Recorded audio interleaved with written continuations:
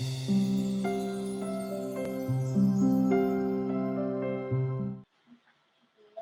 irmãos, vamos continuar meditando a palavra do Senhor, no livro de Zacarias, Zacarias capítulo 12. Zacarias 12, do verso 10 ao verso 14, a finalização do capítulo 12 de Zacarias. Vamos ler. Mas derramarei o espírito de graça e de súplica sobre a casa de Davi e sobre os habitantes de Jerusalém. Eles olharão para aquele a quem transpassaram, e o prantearão como quem planteia por seu único filho, e chorarão amargamente por ele, como se chora pelo primogênito. Muitos chorarão em Jerusalém naquele dia, como o pranto de Haddad de Rimon no vale do Megiddo. Todas as famílias da terra prantearão em separado, a família de Davi e suas mulheres, a família de Natã e suas mulheres, a família de Levi e suas mulheres, a família de Simei e suas mulheres. Todas as demais famílias e suas mulheres em separado. Senhor, eu te peço que nesse momento o teu Santo Espírito possa iluminar a nossa mente, o nosso coração, para que a tua palavra possa tocar profundamente em nós, nos transformar, nos renovar e nos tornar mais parecidos com Cristo. Em nome santo de Jesus, oramos. Amém. Muito bem, antes da gente refletir exatamente sobre essa passagem, é importante a gente pensar em fazer algumas observações, principalmente nesse primeiro verso que a gente leu, o verso 10.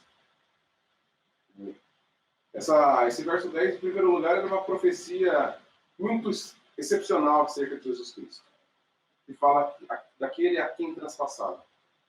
Isso aconteceu em João 19, João vai relatar exatamente isso após a morte de Jesus, quando aquele soldado perfura o lado de Jesus, e que era para conferir se Jesus estava morto, porque eles quebravam as pernas dos crucificados, mas aquele soldado chega diante de Jesus e ele vê que Jesus já está morto, e para conferir ele fura o seu lado, ele transpassa o seu lado com a lança, e João faz uma observação em cima dessa situação, falando que, como diz a Escritura, nenhum dos seus ossos foi quebrado. E aí ele continua, olharão para ele, a quem transpassaram, e João cita exatamente essa passagem de Zacarias.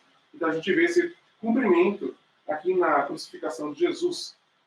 Mas a gente pode ver um segundo ponto dentro desse texto, onde a gente percebe aqui no Antigo Testamento a doutrina da Trindade aparecendo.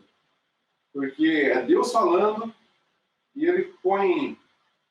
Ora, ele fala dele, ele faz uma mistura aqui de pessoas, como se ele estivesse falando dele, e é dele, como se estivesse ele sendo transpassado, mas a gente sabe que é de Jesus.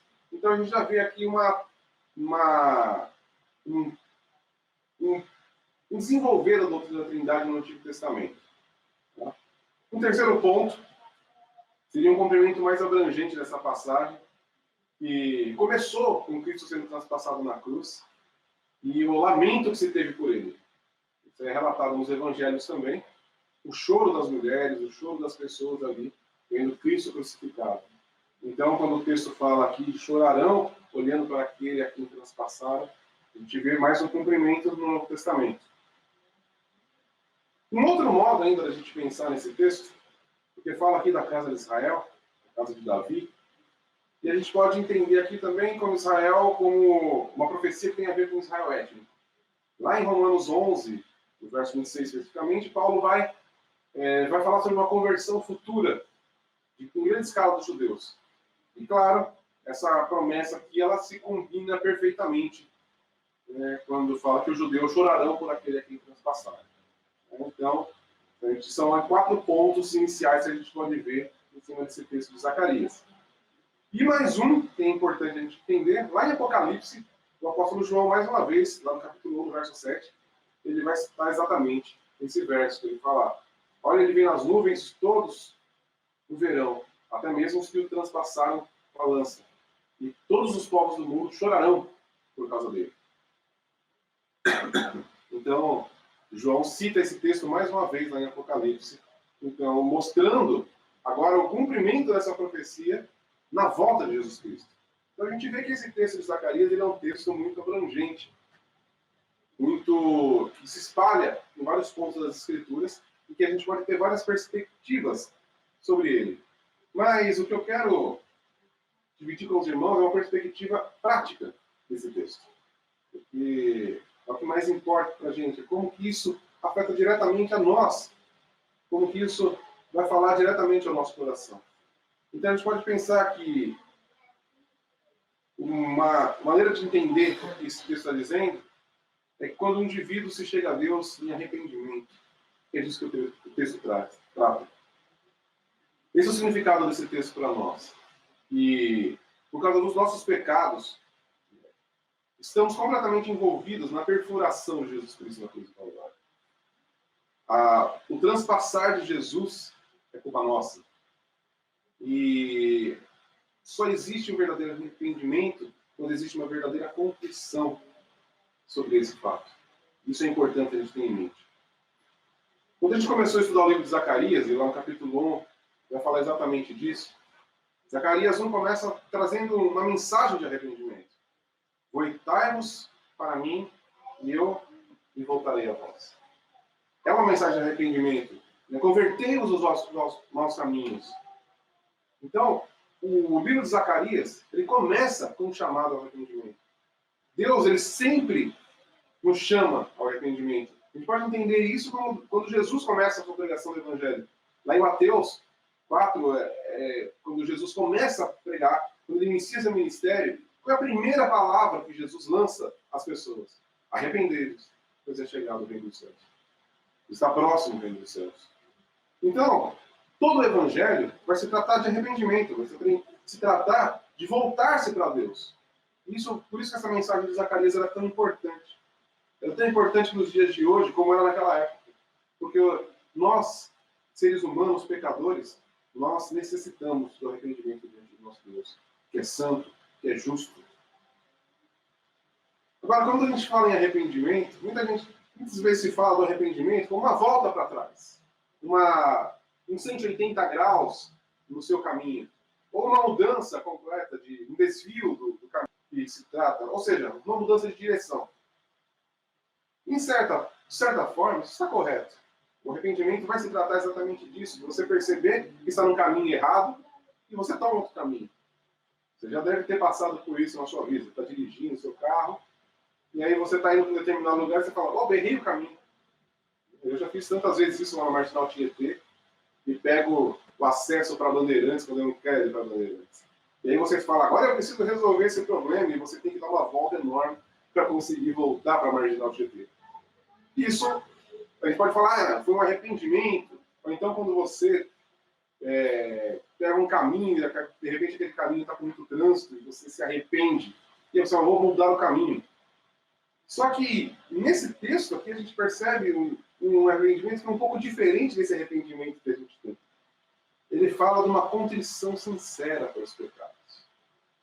Então, se a gente lembrar de algumas palavras que Deus fala, lá em Provérbios 23, Deus fala, dá-me, filho meu, o teu coração. A gente vê que isso tem a ver com Zacarias capítulo 1. Moisés vai declarar para Israel, lá em Deuteronômio 10, 16, circuncidai o vosso coração e não sejais mais obstinados. Então a gente percebe que aqui, o arrependimento que Deus nos chama, ele é um pouco mais profundo. Ele é muito mais profundo do que simplesmente, esse caminho está errado, vou fazer um diferente. Ele mostra que existe um problema interno. Ele sempre é um problema do coração.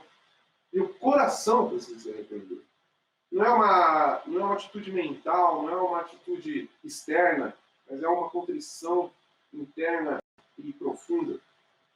Se a gente lembrar de Davi, lá no Salmo 51, quando ele foi confrontado pelo seu pecado, pelo profeta Natan, e aí ele escreve esse Salmo 51, falando sobre seu arrependimento diante do Senhor, e ele declara isso no verso 16 e 17, pois não tens prazer em sacrifícios e não te agradas de holocaustos. Do contrário, eu os ofereceria a ti. Sacrifício aceitável para Deus é o espírito quebrantado. Ó Deus, tu não desprezarás o coração quebrantado e arrependido. O que Deus espera de nós, e o que Ele espera de nós, é exatamente um coração quebrantado. Uma mudança interna algo que parte de dentro de nós, e não uma atitude externa, aparente, um aparente arrependimento, uma aparente mudança. O que Deus quer de nós é um coração quebrantado. É um coração que se volta para Ele, um coração que muda a sua atitude diante dele. Se a gente tem que pensar no relacionamento entre marido e mulher, um casal que entra em conflito, o conflito ele só passa quando?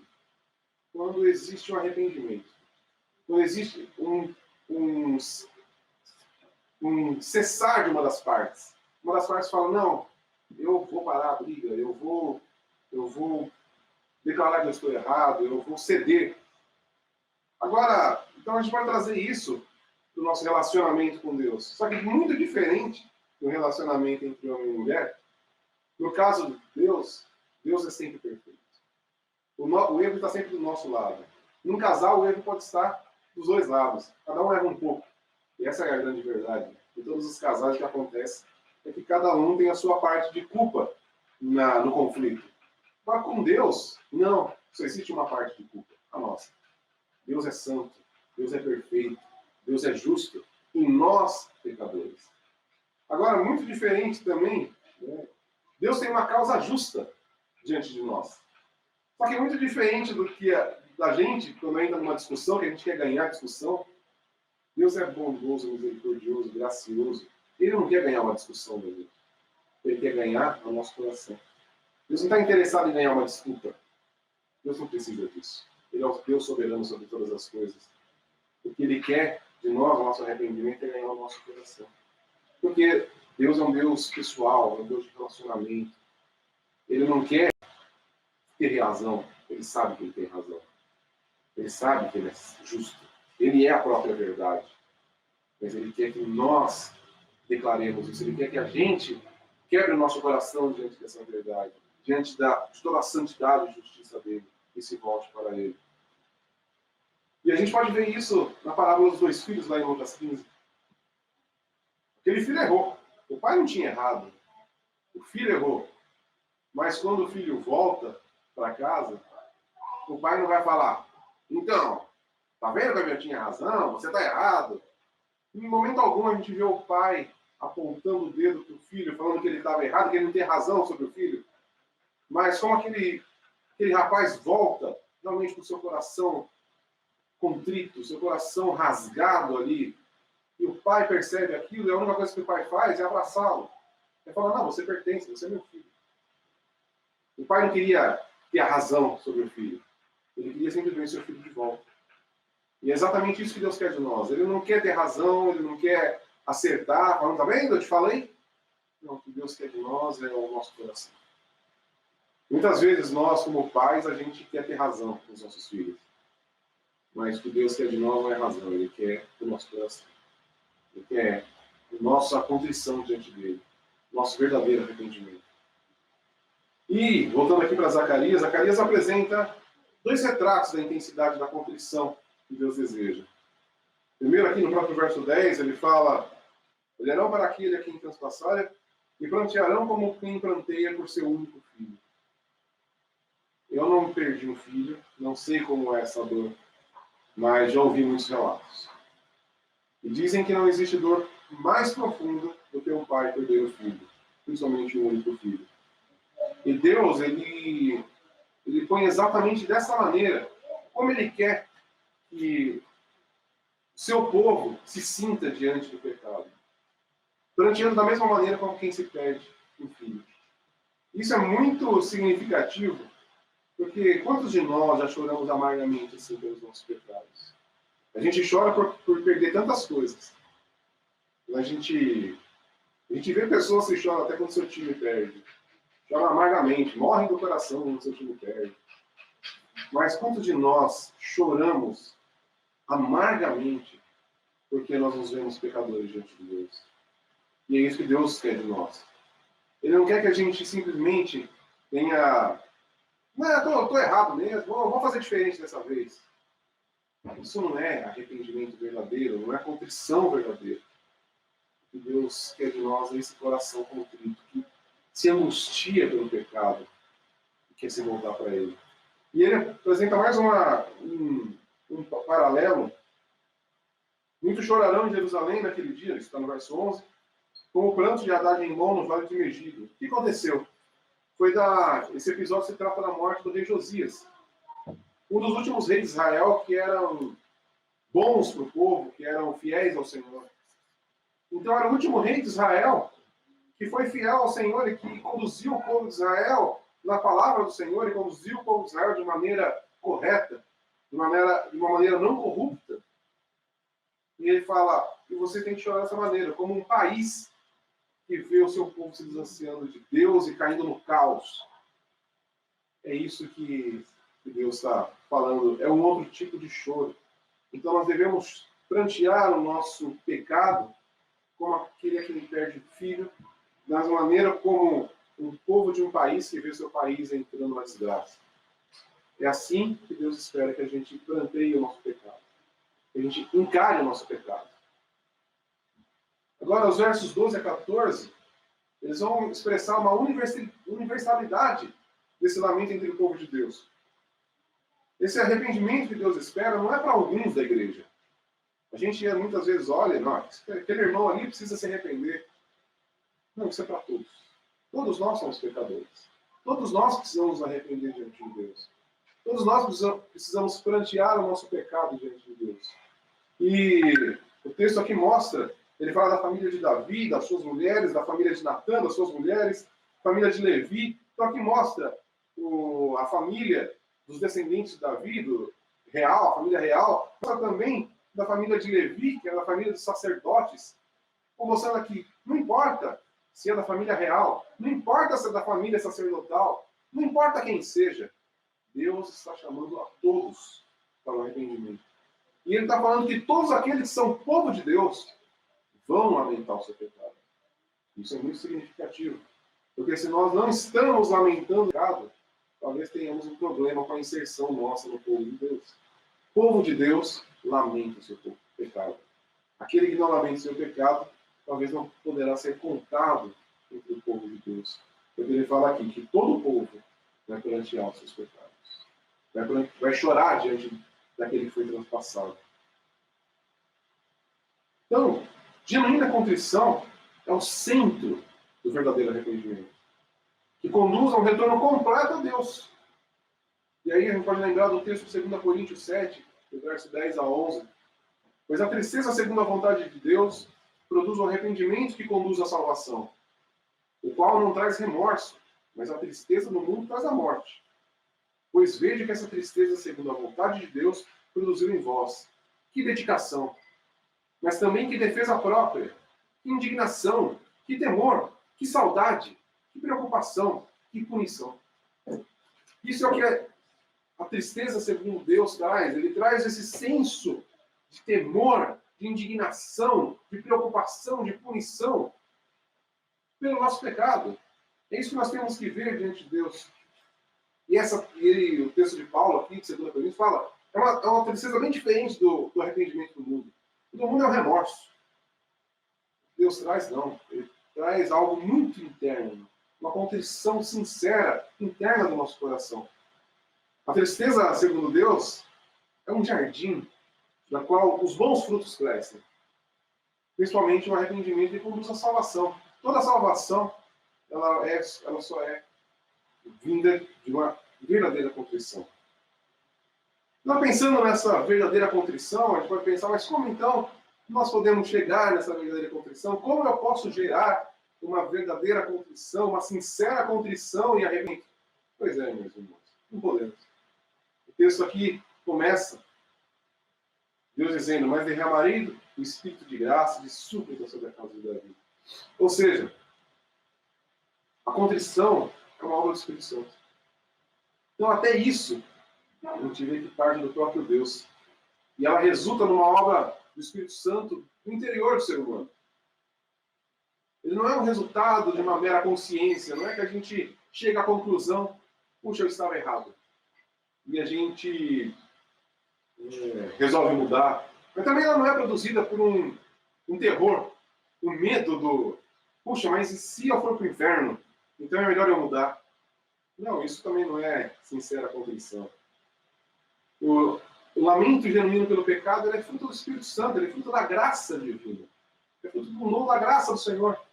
Então, o nosso arrependimento, a nossa verdadeira contrição, ela não é resultado da consciência, não é o Espírito Santo trabalhando na nossa consciência, simplesmente. Também não é trazendo terror de juízo sobre a volta de Cristo e o inferno, mas é mostrando a graça maravilhosa do nosso Senhor. É isso que o Espírito Santo gera em nós, quando ele nos mostra a sua graça, quando ele traz essa iluminação, essa compreensão da graça do Senhor, diante, né, da nossa culpa com Deus, isso gera o arrependimento, isso gera a sincera contrição. Deus não faz terror com a gente. Deus, ele não vem mostrando, olha, se você continuar nesse caminho, você vai se dar muito mal e você vai para o inferno. Isso não gera a verdadeira contrição. A verdadeira contrição, ela se dá diante da graça. O Espírito Santo, ele não nos mostra o terror, ele nos mostra a graça. Ele nos mostra Cristo crucificado. Essa graça opera sim na consciência, mas mostrando o mal que o homem cometeu diante da graça de Deus. Não nos comparando com outros homens, não nos comparando com outras pessoas, mas nos comparando diretamente com o próprio Deus, com o próprio Senhor da glória, que é sempre perfeito e justo. Então, é pela obra da graça. O Espírito de Deus faz a gente chorar, a fim de quê? Só para chorar? Só para ali se entristecer? Não. Porque a gente passa a odiar o pecado, e a gente quer se afastar dele. É para isso que o Espírito de Deus trabalha dessa maneira, para que a gente possa odiar o pecado. Ele não quer simplesmente gerar um lamento naquele momento, mas ele quer gerar aquele lamento para que a gente passe a odiar o pecado. Para que a gente passe a odiar o que aquilo causa, o que aquilo é, mostrando para a gente que aquilo é uma ofensa diante de Deus. E ele quer que a gente odeie o pecado. Então, o arrependimento sincero, ele é gerado pelo Espírito Santo. E uma coisa que esse arrependimento faz é colocar o pecador em oração. Quando o Espírito Santo trabalha no nosso coração, nos mostrando o nosso pecado, mostrando como a gente ofendeu a Deus, a gente se volta a Ele em oração. E a gente pode lembrar de alguns episódios nas Escrituras. Faraó. O texto diz que Faraó, quando o seu primogênito morreu, e a gente vê aqui um paralelo muito bem com o que Deus está falando, seu primogênito morreu e ele chorou pelo seu primogênito. E ele teve um arrependimento ali, devia ter deixado esse povo sair. Mas a diferença é, ele não se voltou a Deus em oração. Foi apenas um remorso, ele lamentou a consequência. Ele lamentou a sua perda. Ele lamentou o seu sofrimento. Mas ele não lamentou que ele tinha pecado contra Deus. Então ele não se volta a Deus em oração. A mesma coisa aconteceu com Judas Iscariotes. Ele percebe que ele fez uma besteira. Ele percebe que ele cometeu um erro. Ele percebeu que ele cometeu um pecado. Mas ele não se volta para Deus em oração e arrependimento. O que ele faz? O texto diz. E ele, num remorso profundo, ele se importa. Ele tira a sua própria vida. Então a gente tem aqui dois exemplos de pessoas na história das Escrituras que percebem o erro que faz, sofrem pelo seu erro, mas não se voltam para Deus. Isso não é verdadeiro, não é a contrição que o Senhor espera de nós. O lamento que o Espírito Santo coloca em nós, ele sempre vai nos levar em oração ao Senhor. Ele vai nos levar de volta para Deus. E esse é o objetivo de Deus. Porque, como a gente falou no começo, o que Deus quer? O nosso coração. Ele não quer ganhar uma disputa. Simplesmente mostrar que a gente está errado. Ele mostra que a gente está errado para que a gente se volte a Ele em oração. E para que a gente se volte a Ele em contrição. Que a gente se volte para Ele. Então, sim, Senhor, eu pequei contra Ti. E eu preciso do Teu perdão. Eu preciso da Tua intervenção na minha vida. Eu quero estar perto de Ti de novo. Eu quero estar na Tua presença em santidade. O outro ponto que a gente pode ver aqui é o objeto da nossa sincera contrição. O objeto da sincera contrição é Jesus Cristo. É Ele cravado na cruz por causa dos nossos pecados. É a vista da cruz que nos faz lamentar os pecados. Não é, e isso é interessante, não é a própria visão do nosso erro. É o que a gente vê ali, quando a gente falou de Faraó e Judas. Eles viram o seu erro. em comparação talvez com eles mesmos, em comparação com a sua consciência. Mas a sincera contrição, ela tem como objeto a cruz de Cristo. E por isso, como a gente disse anteriormente, é uma obra da graça, é o Espírito Santo nos revelando a graça do Senhor. E nos mostra Jesus Cristo na cruz do Calvário.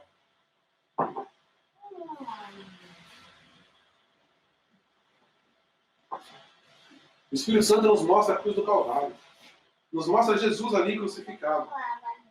Aquele que era puro, totalmente puro, tão santo, que os próprios anjos cobrem o rosto diante dele.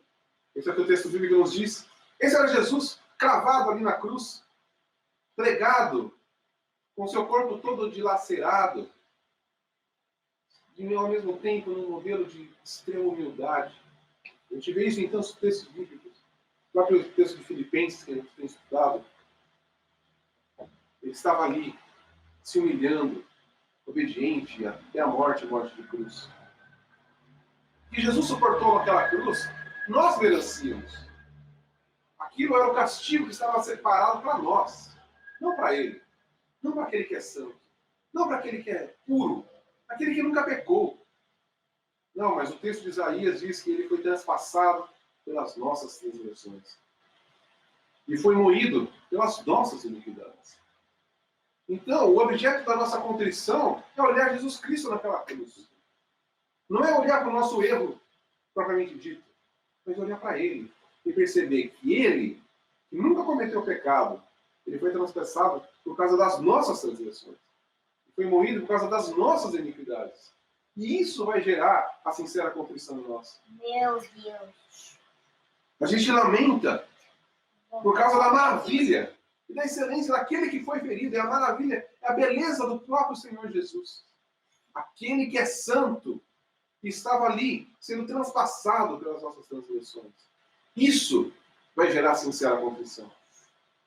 E quando a gente entende ainda que o sofrimento de Jesus, embora ele tenha um extremo sofrimento físico, teve um extremo sofrimento físico, o maior sofrimento que Cristo sofreu foi espiritual. Foi a sua separação de Deus ali. Jesus clama ali na cruz: Pai, por que me desamparaste?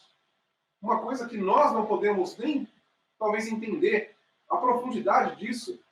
A gente tem falado tanto sobre a Trindade, sobre aquela dança perfeita da Trindade, eterna dança da Trindade, eles eternamente se amando e se adorando e se servindo. De repente, naquele momento, o Filho estava separado da Trindade. E por que isso? Por causa do nosso pecado. Então a gente vê ali a perfeição da Trindade sendo separada. Por quê? Porque eu e você pecamos. E é isso que tem que gerar em nós contrição. Percebe que não é olhar para o nosso pecado em si, isolado, e falar: puxa, eu errei. Mas é olhar o nosso pecado ali, cravado de Jesus Cristo. Isso vai gerar sincera contrição. Isso vai gerar sincero arrependimento. Né?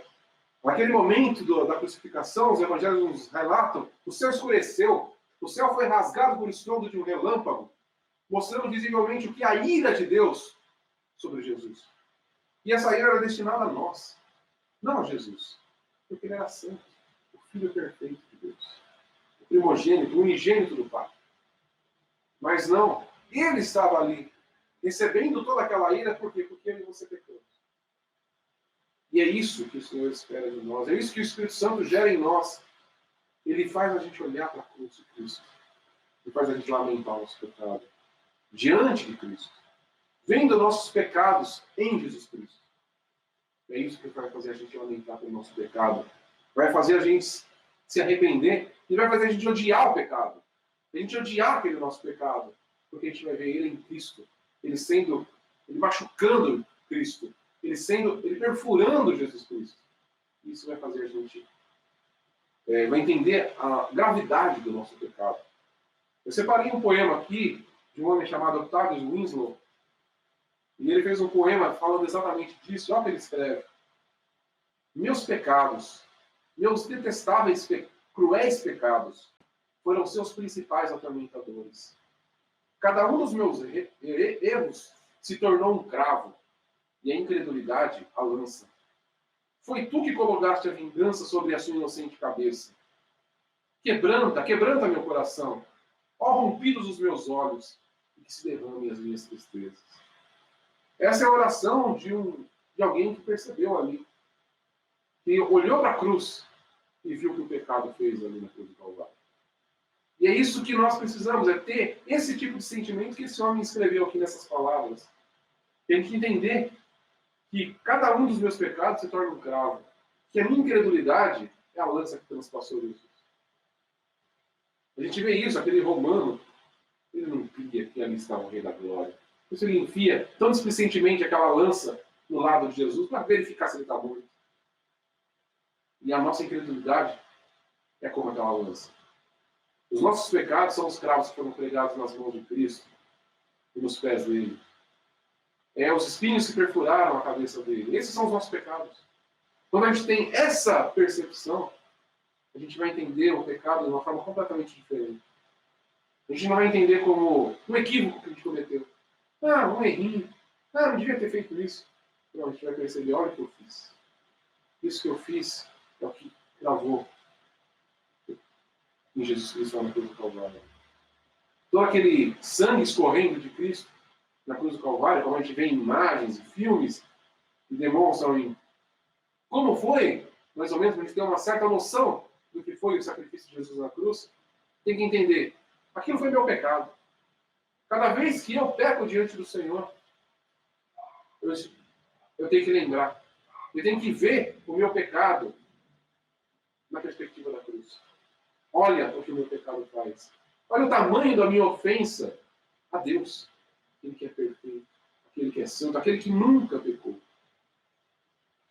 Então, o lamento pelo sofrimento de Cristo, ele é o verdadeiro sinal de um coração de um pecador que se arrepende. E ele marca o começo da salvação, porque a salvação toda se dá em Cristo. A salvação, por isso que Jesus chega à cruz do Calvário. Sem Jesus morrer na cruz do Calvário, não existia salvação. Porque nós precisamos olhar para a cruz.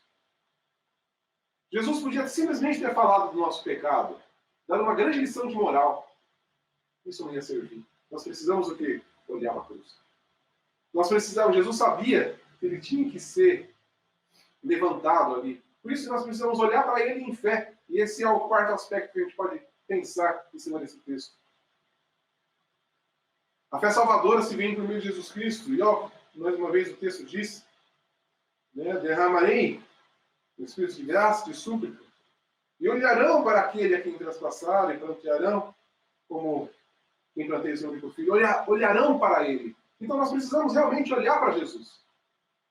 Olhar para ele, aquele a quem foi transpassado. Diferentemente do que se pensa, arrependimento não é olhar para o pecado, arrependimento é olhar para a cruz, olhar para aquele que foi transpassado. E aí nós vamos perceber o nosso pecado e saber que o nosso pecado foi que transpassou Jesus Cristo. É quando a gente vê a graça ali sendo oferecida na cruz do Calvário. É que a gente pode se arrepender dos nossos pecados. E a gente vai ver o terror do nosso pecado. Como a gente disse anteriormente, a gente pode lamentar as consequências do nosso pecado. E a gente pode fazer isso sem chorar pelo pecado e sem olhar para Jesus em fé. Basta você olhar. A gente pode pensar em tantas coisas. Você comete um pecado, por exemplo, você fala uma mentira. E essa mentira vai trazer consequências para você e aí você se entristece por essas consequências. E você percebe, puxa, eu pequei, eu errei, eu menti. Mas de repente você percebe que a sua mentira ela acaba passando despercebido e ela não gerou um problema tão grave como que você imaginava. O que acontece? Você fica relaxado de novo. E não é isso que acontece com o verdadeiro arrependimento. O verdadeiro arrependimento não está preocupado com as consequências do pecado, com o que eu vou sofrer porque eu pequei, mas porque eu vou olhar para Cristo. E eu vou ver o que Ele sofreu por causa do meu pecado. Então eu não meço o meu pecado e não me arrependo do meu pecado de acordo com o que eu vejo nos meus sofrimentos, mas o que eu vejo no sofrimento de Cristo. O que Ele sofreu por causa do meu pecado. Ele que não precisava passar por isso. E isso faz toda a diferença. É isso que vai gerar o verdadeiro arrependimento. Quando a gente se condói, se remói por causa do sofrimento que a gente pode sofrer por causa do nosso pecado, isso não nos leva diante de Deus. Isso não leva o nosso coração a Deus. Isso não nos faz nos converter a Deus. Isso faz a gente se arrepender de um caminho difícil que a gente tomou, que a gente devia ter tomado outro, que a gente não queria sofrer as consequências. Mas o arrependimento que o Senhor está nos chamando, é arrependimento que faz a gente olhar para Ele e nos arrepender dos nossos pecados. Jesus enfatizou muito bem isso lá em João 3, quando ele, naquela conversa com Nicodemos, ele mostra a primeira coisa que tem que acontecer. A primeira é nascer de novo. E a gente sabe que nascer de novo é uma obra do Espírito Santo. Então, por isso que a gente entende que o verdadeiro arrependimento nasce com o Espírito Santo. Só que aí Jesus ele continua falando que ele acrescenta, no verso 14 e 15 lá de João 3, ó, primeiro ele fala ali no começo, no verso 7, importa-vos nascer de novo. Mas aí mais para frente ele vai falar, assim como Moisés levantou a serpente no deserto, também é necessário que o Filho do Homem seja levantado, para que aquele que nele crê tenha a vida eterna. Então é exatamente isso que Jesus fala, precisa nascer de novo. Isso é obra do Espírito Santo. E aquele que nasce de novo olha para a cruz. E é necessário que olhe, que o Filho do Homem fosse levantado para que a gente pudesse olhar para ele. E aí sim, receber a vida eterna. Crê naquele que foi levantado. Crê que foi os nossos pecados que foram cravados ali em Jesus Cristo. E ali, de repente, recebe a vida eterna. Então, quando a gente olha em fé para a cruz de Cristo, para o Cristo crucificado, esse é o tipo de arrependimento que nos salva. E esse tipo de arrependimento que importa. O arrependimento, só porque eu não quero sofrer uma consequência, isso não muda nada diante de Deus. Agora, quando eu olho em fé para Jesus Cristo crucificado e me arrependo dos meus pecados, isso gera salvação. Essa é a salvação que Deus quer tirar de nós. O verdadeiro arrependimento pelos nossos pecados ao olhar para Jesus Cristo. Então, não há verdadeiro lamento pelo pecado que não vem pela cruz. É somente lá, na cruz, quando a gente vê o testemunho real do nosso Redentor, do amor e da graça do Senhor Jesus. Quando a gente olha para a cruz e a gente vê o que o nosso pecado fez, aí a gente realmente vai se arrepender com sincera contrição. A gente vai chorar o nosso pecado. A gente vai lamentar o nosso pecado. É isso que Deus espera de nós. A gente olha para a cruz e se arrepende dos nossos pecados. Para a gente finalizar aqui, como eu disse no começo, João cita esse verso lá em Apocalipse, no capítulo 1, verso 7. Naquele dia, na volta de Jesus Cristo, o texto diz, olha, ele vem nas nuvens e todos o verão. Até aqueles que o transpassaram. Ou seja, todos. Porque todos nós estávamos transpassando Cristo naquela cruz, por causa do nosso pecado. E o texto diz que todo olho verá. E todos, sem exceção alguma, vai lamentar. E vai chorar aquele que foi transpassado. Só que existe uma diferença. Naquele dia, eles vão ver. Todo olho verá. E como o texto de Filipenses diz, todo joelho vai se dobrar e toda língua vai confessar Jesus Cristo é Senhor. E eles vão perceber aquele que foi transpassado. E vão chorar. E vão lamentar. Só que não vão lamentar para a salvação. Eles vão lamentar para a destruição. Porque naquele dia já não vai mais haver salvação. Aquele vai ser o dia do juízo do Senhor. Então importa que hoje a gente lamente. Que hoje a gente chore pelo aquele que foi transpassado. Não vamos esperar aquele dia. Naquele dia todos vão chorar, mas aí já não vai haver mais salvação. Porque aquele vai ser o dia do juízo.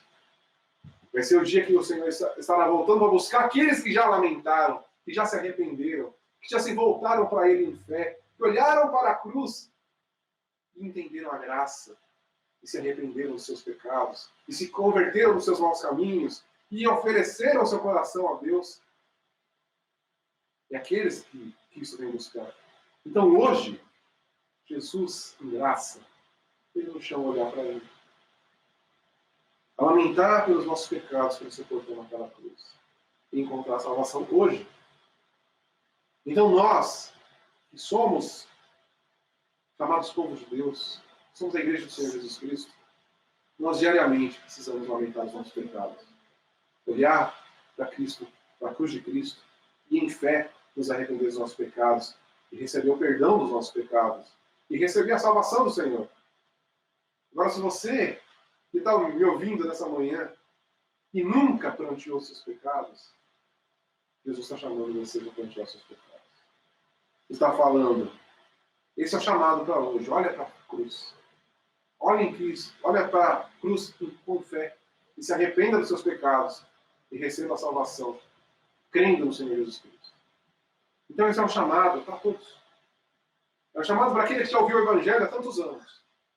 E é um chamado para aquele que está ouvindo o Evangelho hoje pela primeira vez. É um chamado para todos. Olhe para Cristo, para a cruz de Cristo em fé. E repreende os seus pecados. Pranteie os seus pecados. Tenha uma sincera contrição. Chore amargamente como quem perdeu um filho. Mas olhe para a cruz em fé. E aqueles que fizerem isso, no final vão se alegrar. A gente chora sim. A gente vai prantear os nossos pecados. Mas quando a gente percebe, Cristo levantou daquela sepultura. Cristo foi morto pelos nossos pecados. Mas Ele foi ressurreto. E Ele nos dá a nova vida, juntamente com Ele. Mas só para aqueles que prantearam junto com Ele. Aqueles que morreram com Cristo na cruz do Calvário. Esses recebem a nova vida em Cristo Jesus. Pela sua ressurreição. Então esse é o chamado de Deus para nós essa manhã. Vamos olhar para Cristo e vamos perceber a gravidade do nosso pecado.